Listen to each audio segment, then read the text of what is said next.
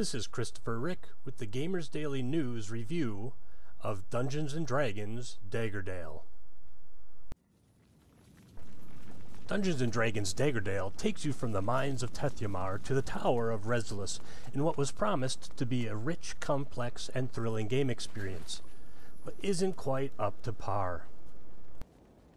Instead of rich and complex, Daggerdale is actually flat and kind of one-dimensional, in that there's very little to do except for move from point A to point B and to kill or collect anything along the way.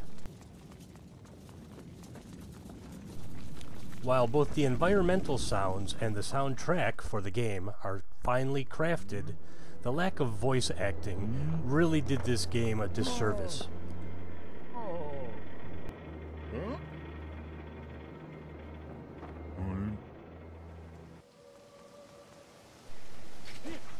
The game features little need for strategy aside from run away, attack with a ranged weapon.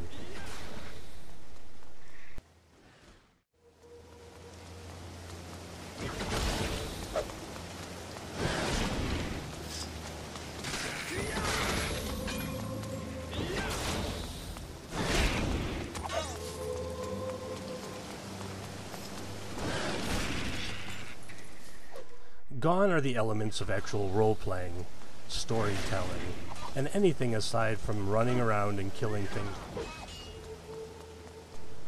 While there is a story in Daggerdale, it's not very interesting, and it does very little to push the whole game forward.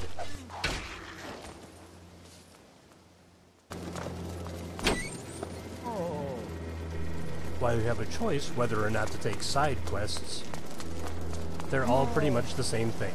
Go here, kill a group of enemies, come back.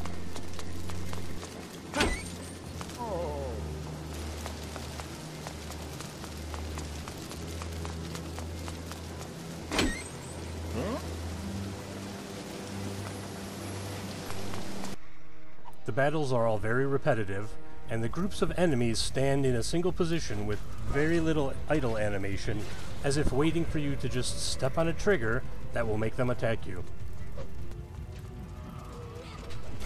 There's very little variation in the enemies in Daggerdale. There's a lot of goblins, skeletons, and other minor undead that makes me think the developers didn't really understand what Dungeons & Dragons can be all about.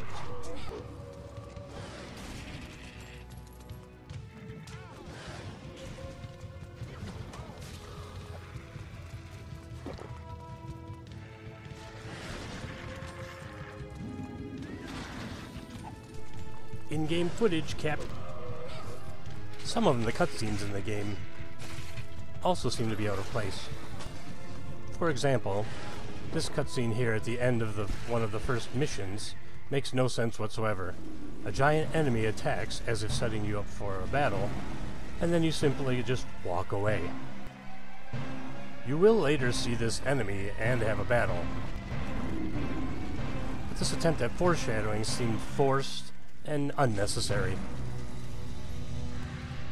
Overall, Daggerdale is one of the least interesting Dungeons & Dragons games to come around in quite some time, and therefore only gets a 5.5 out of 10. Xbox 360 in-game footage captured and edited with Roxio GameCap.